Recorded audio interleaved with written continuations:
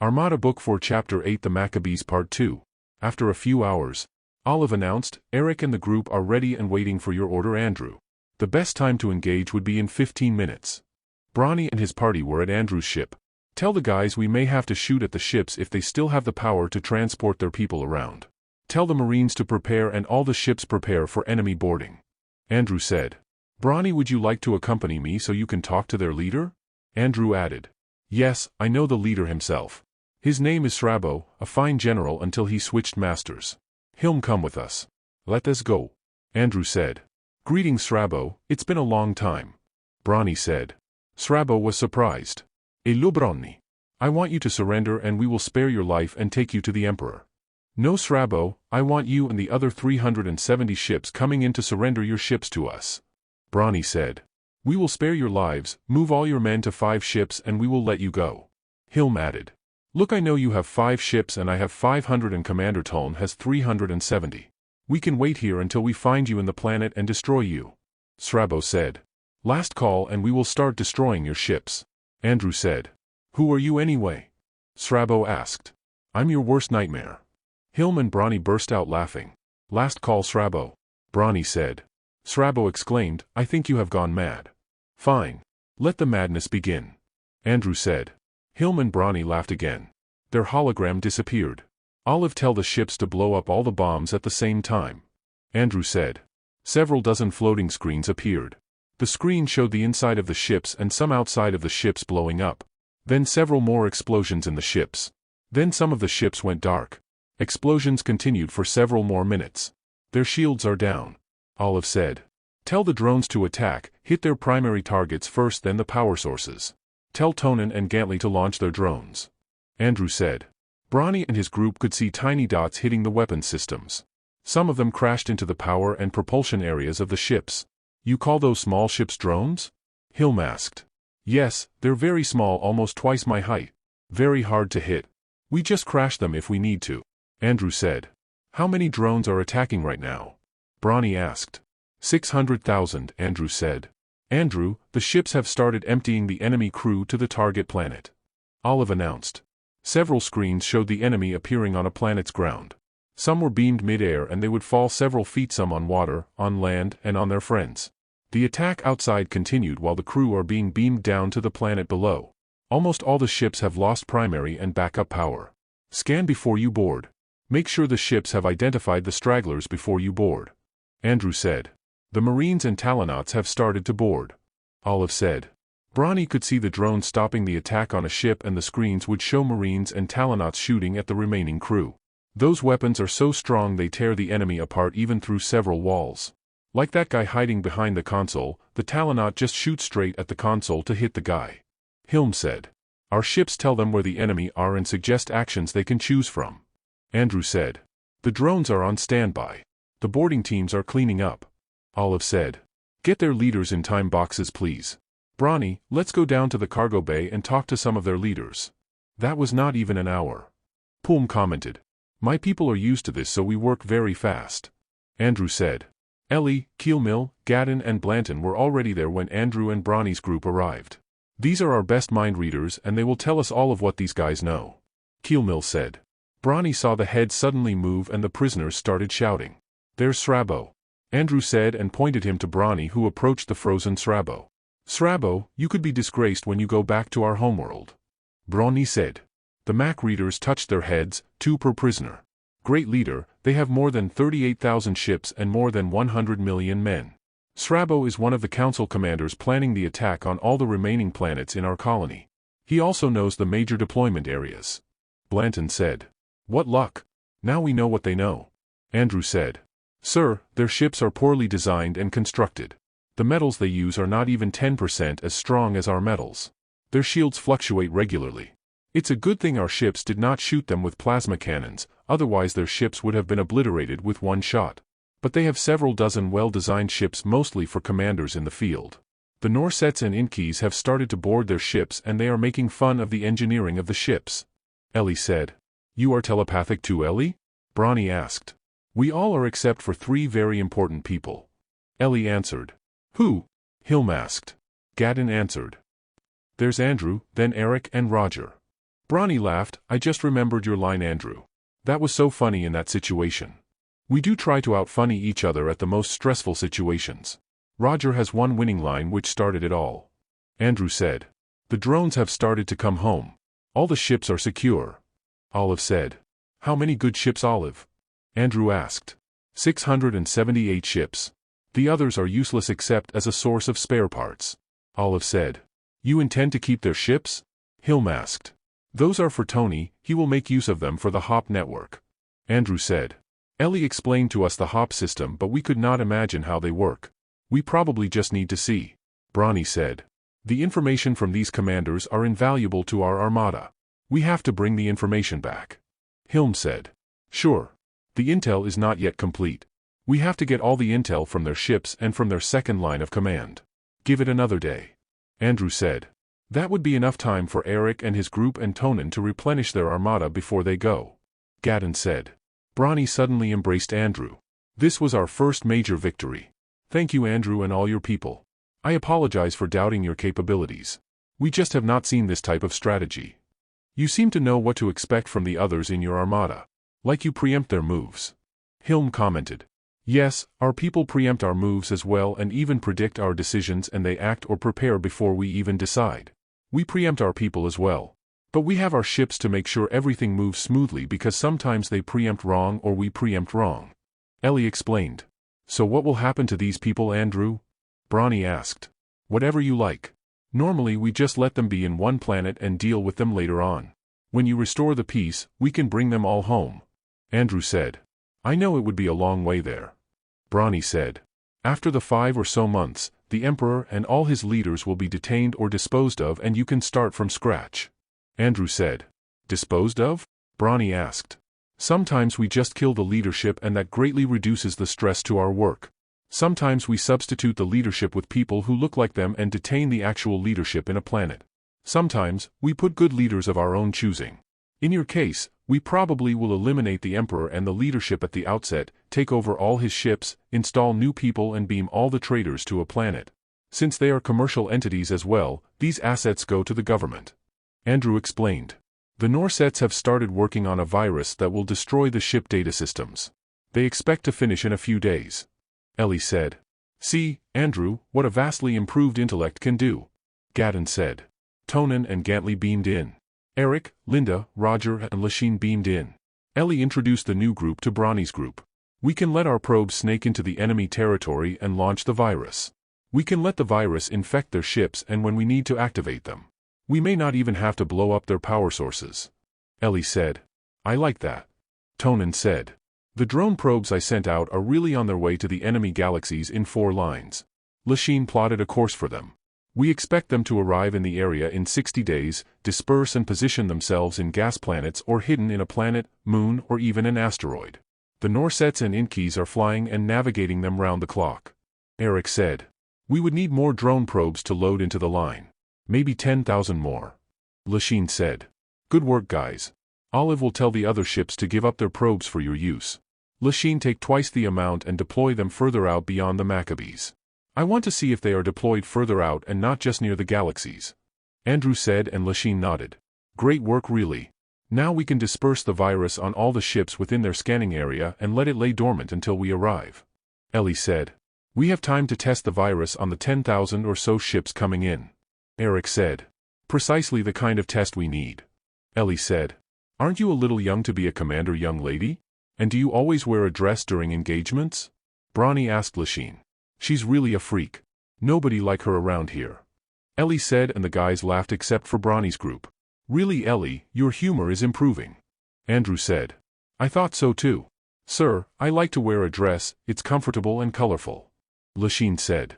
Seriously, Bronny, she's an accomplished commander and she's really only 200 years old. Eric said.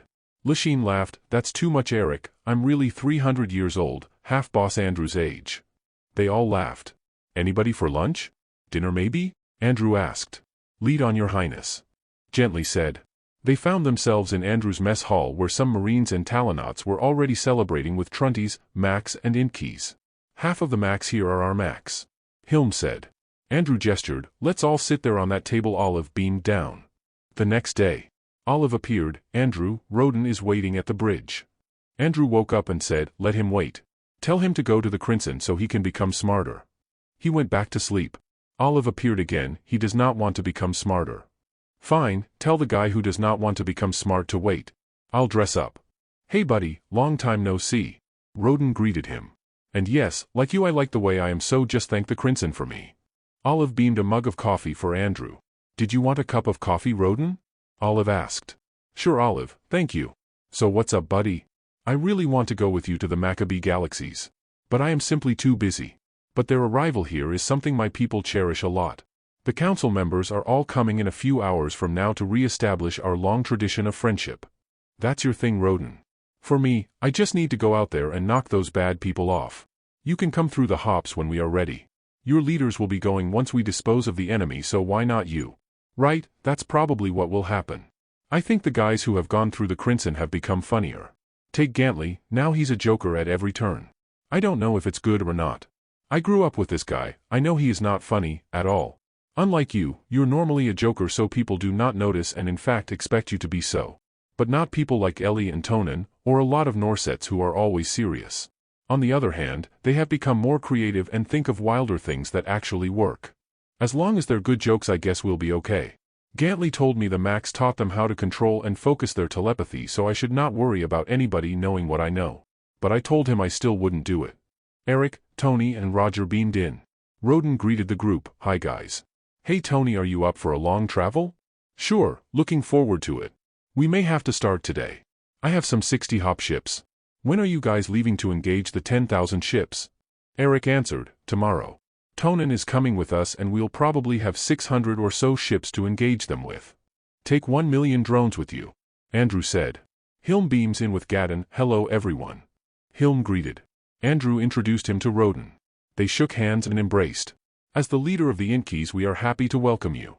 The pleasure is really mine. Hilm said. By the way Andrew, I brought 400 ships to add to your armada as per our agreement with the Max who added this much number earlier. They are already manned and ready to do battle. Their commanders are all experienced although some have a high percentage of new recruits, some coming from your universities. But I think they'll do fine. Roden said. Eric, take the 400 ships with you. Divide them among yourselves. Andrew said. Sure boss. Are they ready to leave Roden? Ready and excited. I would like to go with you. Hilm said.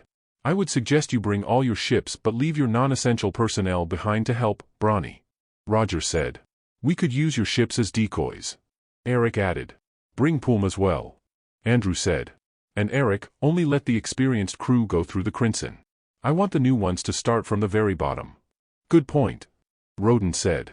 Ellie, Lasheen and Linda beamed in. Eric, we need to leave tomorrow if we are to reach our ambush positions on time. Lasheen said. Yes, we were discussing that. We have to leave tomorrow. Eric said. Linda added, I have taken care of the supply problem and the only issue now are the drones. We will bring 1 million. Eric said. Good. That's a good number. Linda said. The virus will be finished in 5 days, enough for them to be deployed ahead of your engagement. Ellie said. Are they going to work? Andrew asked. The data systems of the enemy are not that advanced. Our systems are based on Norset technologies and you know how they are. We could not even break into them when we started. Actually, the virus they are creating is pretty smart. I saw the schematics and they even plan to take over the ship's beaming capabilities and put them under the control of our ships. Ellie said. So the Crimson did make the Norsets more creative? Roger asked. Yes, very much so. And you know that is the single most important factor they lack, which we have an abundance of. Like people I know. Ellie said and looked at Andrew and Roden. Bordering on crazy? Roger asked. You're included, Roger. Ellie said and the guys laugh. Okay guys, we have a lot of things to do. Linda, Lasheen and Roger also excused themselves. Olive appeared. The main function hall is ready for our guests. Andrew. Vicky and Adam will be here in an hour with Albert, Harold, Julia and the human delegation. Andrew, how about the 10,000 ships? They will be here in 9 days. Hilm exclaimed. Don't worry about it Hilm, Eric will leave tonight with 1,000 ships to deal with them. Wait, you're going with them so you would know better than me how it would turn out.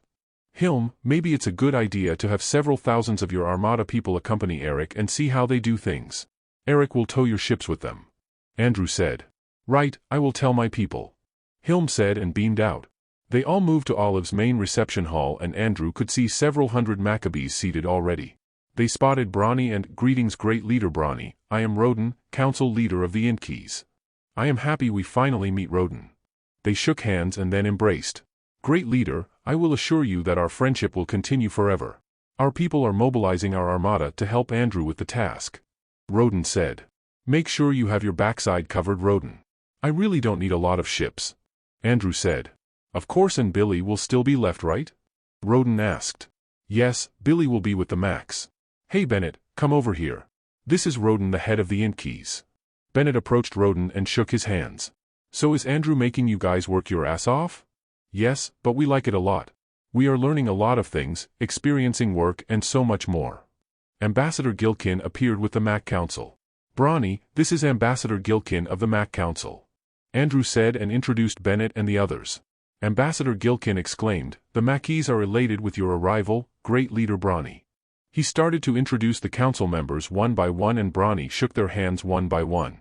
Gadden and Keelmill appeared with the Maqeebees Mac Council. Gadden introduced the council to Ambassador Gilkin's council group and to Roden. Several olive bodies in their usual white overalls with big red numbers appeared and started to give wines and brandy to the guests. "This is going to be a long one, Roden," Andrew whispered.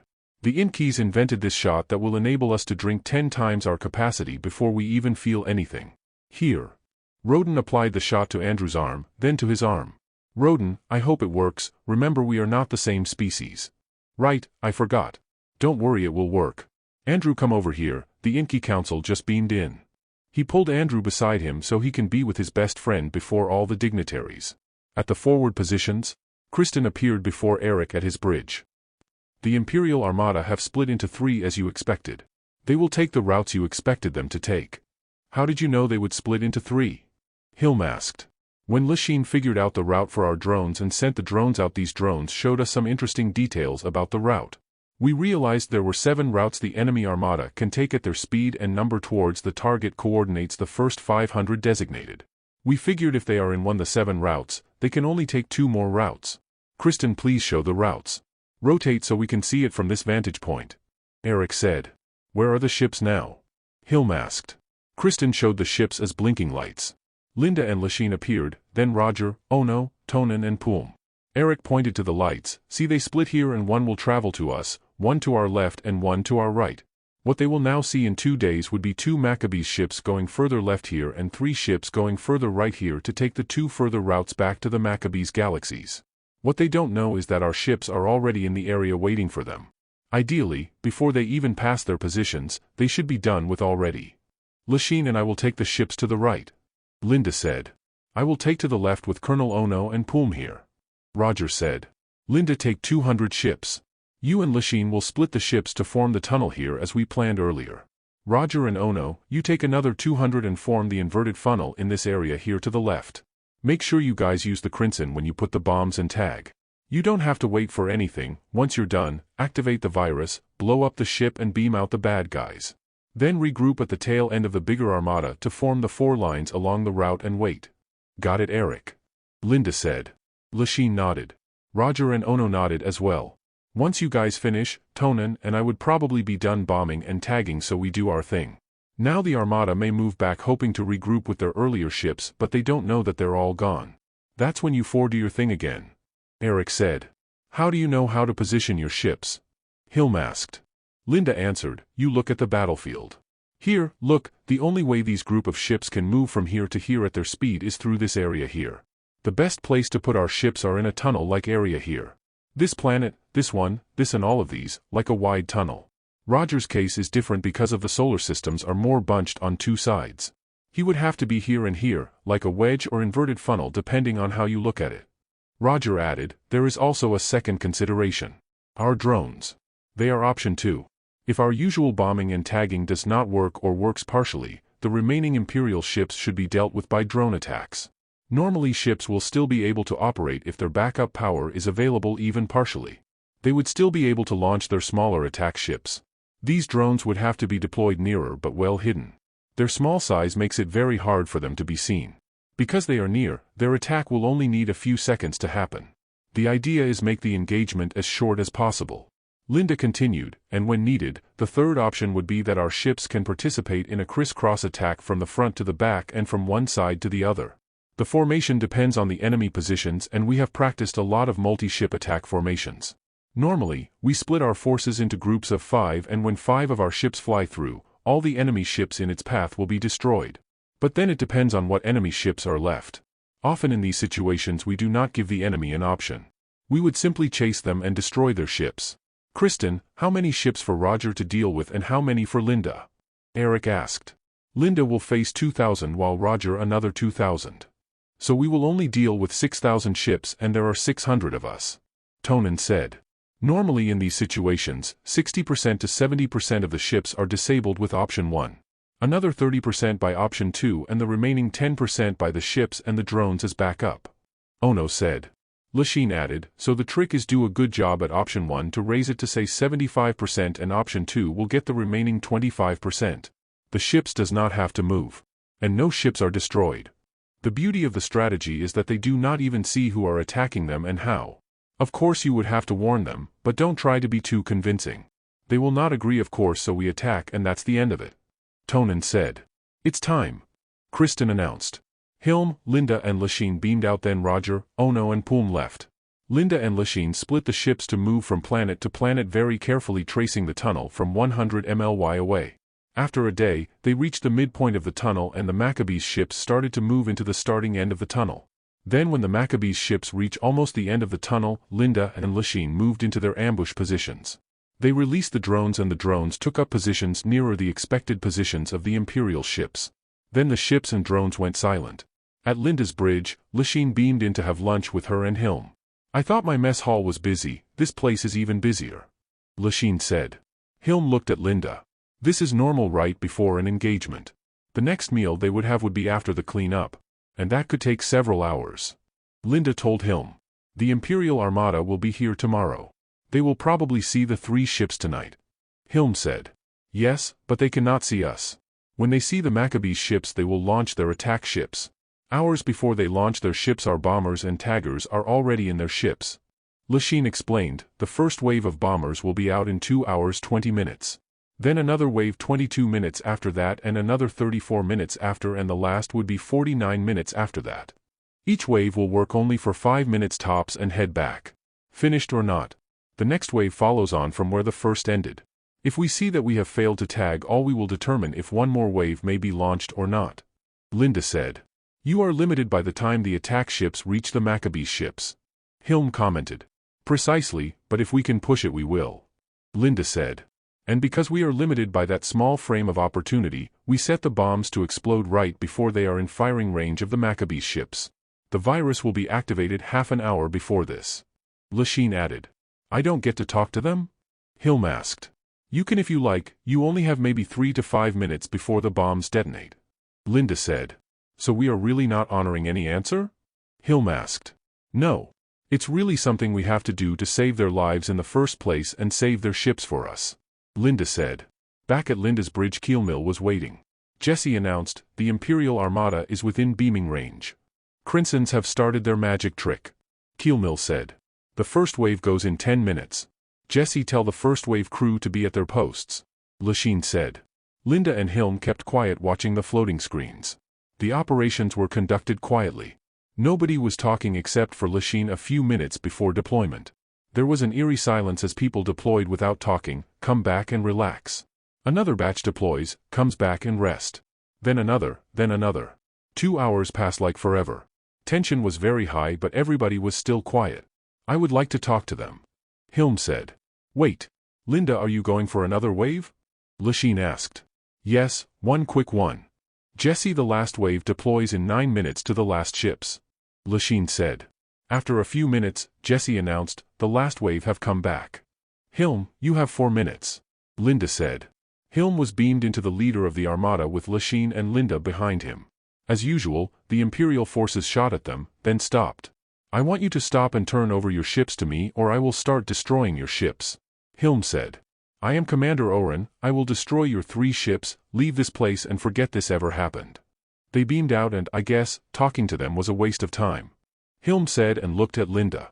Jesse, tell the Norsets to dehibernate the virus. Linda said. The floating screens showed the Imperial ships suddenly lose control over their ships. They could see them trying to fix the problem. After 30 minutes, simultaneous explosions rocked the Maqeebees ships. In less than 5 minutes all the ships were quiet. The Armada ships started beaming the crew to a designated planet. The drones moved in to destroy the attack ships earlier launched. Most of the drones attacking the main Armada targeted the weapons of the ships, and in less than 30 minutes all the weapons targets have been dealt with. No enemy ship was able to fire any of their weapons because they really cannot see anybody to fire at except the 3 ships. Linda, the Norsets are happy. First they were able to use the ship's transporters to transport the crew to the target planet, which is a big deal. Then they found out that the ship's countermeasures for the virus was weak, and they now know what they are. The next set of virus will have countermeasures to counter the countermeasures. They figured the countermeasures would have reversed the virus in 10 hours. The next strain will take the enemy ship's weeks to counter. Jesse said. The Marines and Talonauts are away. Keelmill said. Hilm saw stragglers in the ships being gunned down by the Marines and Talonauts. He realized their movements were measured and their timing were coordinated. Your ground troops move very well. Their moves are precisely timed and measured for the purpose. Hilm said. Yes, this is what we do. Linda said. The holding planet now has more than 1 million people. Keelmill said. Let's come back after a year. Maybe by then they are clean and well behaved. Linda said, looking at Hilm. Hilm nodded. Sure, I have no intention of retrieving them anytime soon. Congratulations Linda, Lachine, Keelmill. My praise to all your crew. I am very impressed. And we did not even fire a single volley. Amazing. Thank you Hilm. Linda said. Jesse announced, the Marines and Talonauts have destroyed all the transporter platforms on the Imperial ships. The Norsets, Inkies and Max are beaming in. Let's go to the cargo bay. Keelmill said. The Imperial leaders are in time boxes. The Mac mind readers are on their way. Jesse said. At the cargo bay, Linda, the Macs are experimenting on a new way of mind reading. Yes, they become the medium for the Crimson to read their minds. The thoughts go to the collective of the Macs, and we now know what they know. The Mac mind readers realize that the Crimson have the ability to read beyond the conscious mind very clearly. Not a lot of Macs can do this, to read very clearly what the subject himself does not know consciously. Keelmill explained. They are building a dozen superweapons. These weapons are planet destroyers, and if they can destroy a large planet, the whole solar system is in danger. The elimination of this kind of threat should be very high in our list of things to do. Lachine said. A piggyback ride again for our bombers. What do you think? Linda asked Lachine. Only Max can do this job. Jesse added, we do not have the pods. Elliot and her group has them. What piggyback, what pods? Hilm asked. Keelmill took the task of explaining to Hilm the strategy on the pods piggybacking on the drones. I wonder how Roger and Ono are doing. Linda said. Roger and Ono did their part of the plan, but their timing was a little off and they were not able to bomb and tag the whole Armada. Their ambush positions could only bring them so much advantage. They were forced to slug it out with some of the ships. They destroyed more than 100. None of their ships were even damaged. Jesse explained, they were forced to engage and destroyed 121 ships. They were not able to tag and bomb all of the ships. They have just finished getting the intel from all the ships. Meanwhile Eric and Tonin have just finished taking their ambush positions. They expect the Armada to go down their way in 5 hours. But after 2 hours 100 forward ships were coming their way. Eric told the people at the end of the tunnels to take these on when they passed through. The main Armada has split into 3 groups of 2,000 ships, which was logical. That is why Eric and Tonin had multiple tunnels they expect the ships to pass through. Eric and Tonin was at Eric's bridge. Kristen, tell the Crinsons to start. The Crinsons earlier told Eric and Tonin they can only do this up to 5 hours, thus setting the time limit for their operations. So they divided the 5 hours into 15-minute intervals where waves of taggers and bombers go every 15 minutes and stay for only 5. The last to be boarded were the forward ships. The 5-hour window is finished, Eric. All our people have returned. Kristen said. Do you still want to talk to these people? I don't, Tonin said. Yes, I agree. We'll just start with the virus as scheduled. Eric said. After an hour, Kristen announced, I believe they have scanned Andrew coming from behind us. Tell Andrew we are waiting for him. Eric said. The ships are dispersing and taking up ambush positions. Kristen said. How long before the virus hits? Eric asked. 6 minutes. We'll wait. Tell all the drone operators to get ready. Beam the drones to positions now. The screens showed the ships suddenly stop and go out of control. After 30 minutes, explosions rocked all the ships and immediately the drones attacked. It took the ships almost an hour to beam all the people out into the target planet. Several dozen ships were able to fly out, but the ships pursued and destroyed them. Kristen, tell the troops to commence boarding the ships. Eric said. Let's go and check out the leaders. Tonen said. Linda and Roger's group are within beaming range. Kristen said. At the cargo bay, the same mind-reading experiment was underway. Linda, Lachine, Hilm, Poom, Keelmill, Roger and Ono were already there when Eric arrived. This guy must be their top commander. He's older and has a lot of bars on his uniform. Lachine said, pointing at the uniform. I know this guy. He's Commander Tind. He used to head the largest starship university in the 4th colony. This guy is really smart. Very experienced and actually very popular. Hilm said. Keelmill explained, he also was one of the original plotters, the group that had Bronny's father killed. Was he? May I kill him then? Hilm asked. No, you may not. Eric said, laughing. The punishment for murder is personality change or death. It's harsh only because nobody does it in our society until these guys came in. Let your main council decide his fate. I am sure justice will be yours in the end. Eric said. If we kill or imprison the Empire leaders, that would be my reward. Hilm said. You know, we have found out a lot of very interesting things. Linda said. Like their planet destroyers, number of ships and their deployment, virus defenses, planet defenses, and manpower. Poom added.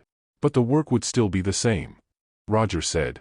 Hilm agreed, you are so right, Roger. The work to get rid of them would be the same. Add to that the work to fix them and bring them all back, and the work to restore our society from this shameless event in our history. Congratulations, Eric, Tonen, and your people for this major victory. Imagine we have just taken over almost a third of their ships. Linda, Roger, the crew are asking permission to start celebrations. Keelmill said. They celebrate almost anything with the same intensity. I myself can only do a quarter of their partying ways. Lachine said. I am surprised, Lachine. I thought you were the kind of person who likes parties because you're always dressed for a party. I like your dress, by the way. Hilm said, and Lachine laughed.